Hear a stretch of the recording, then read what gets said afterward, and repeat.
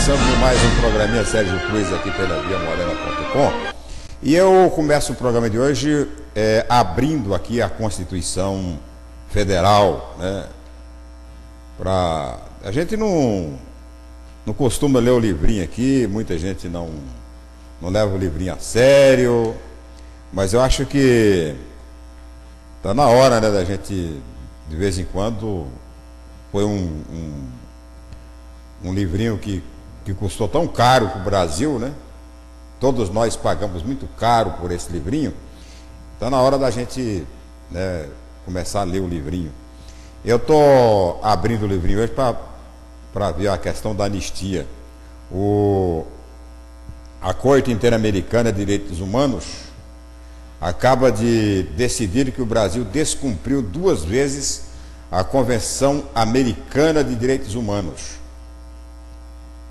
Em primeiro lugar, por não haver processado e julgado os autores dos crimes de homicídio e ocultação de cadáver de mais de 60 pessoas na chamada Guerrilha do Araguaia. Em segundo lugar, pelo fato de o nosso Supremo Tribunal Federal haver interpretado a Lei de Anistia de 1979 como tendo apagado os crimes de homicídio, tortura e estupro de oponentes políticos, a maior parte deles quando já presos pelas autoridades policiais e militares. O Supremo Tribunal Federal simplesmente passou o apagador no quadro político, né, da fase política mais estúpida, mais grotesca e cruel da República Brasileira. Passou. Convalidou a chamada Lei da Anistia, uma lei que foi praticamente imposta pela ditadura. Quer dizer, a ditadura fez uma lei para anistiar, né? Anistiar aqueles que ela havia punido, né? Que ela havia reprimido, direitos que ela havia conspurcado, e aproveitou a lei para jogar na lei bandidos, torturadores, estupradores que, a soldo do governo, praticaram as maiores barbaridades contra os direitos da pessoa humana no mundo. Não podia.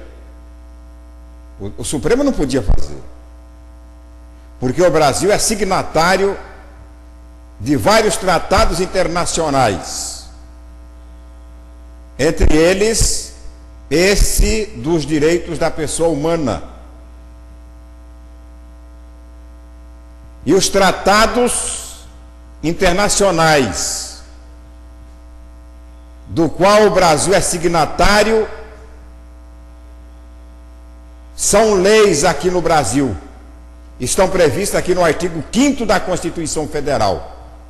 Então, nenhuma corte brasileira, nenhuma autoridade no Brasil está acima dos tratados internacionais. O tribunal julgou, a Corte Interamericana de Direitos Humanos julgou, e o Brasil, para não se transformar num Estado fora da lei internacional, vai ter que voltar atrás. Vai ter que rever o processo da Guerrilha do Araguaia. Vai ter que rever todos os processos em que houve tortura, em que houve morte, em que houve estupro de pessoas, né, que já estavam sob o domínio e controle das autoridades, e lá na cadeia foram. Eu não estou discutindo aqui a questão do guerrilheiro que foi enfrentar o exército lá no. Aliás, que o exército foi enfrentá-lo lá no Araguaia e morreu, né, no confronto. Eu não discuto isso. Eu acho que aí é chumbo trocado. O que se discute, e os tribunais defendem, e eu sempre defendi, é que devem ser punidos aqueles crimes que foram cometidos nos cárceres, principalmente nos cárceres. O crime de tortura, de estupro, de humilhação, porque passaram, e de morte, né? Assassinato. Não podemos, assassinato cujo ícone, cujo símbolo dessa selvageria institucional foi o nosso colega jornalista Vladimir Herzog, assassinado no DOI-CODE em São Paulo.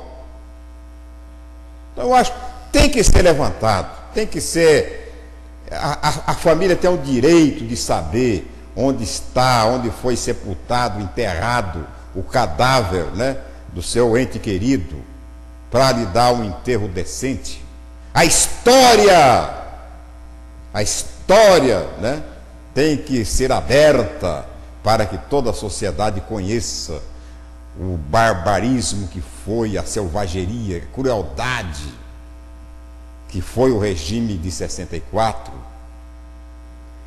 até para que ninguém sinta saudade do que foi, porque de vez em quando a gente vê ainda um desavisado por aí, né, com eu era feliz e não sabia. Todo o apoio à Corte Interamericana de Direitos Humanos. E o Brasil, para ser respeitado no mundo, tem que cumprir os tratados. São tratados internacionais que o Brasil subscreveu. Se não é para atender, para cumprir, não assina. Uma vez assinado, tem que cumprir. E eu acho que o Supremo Tribunal Federal tem que entender isso. Melhor que nós, ele é o intérprete da lei.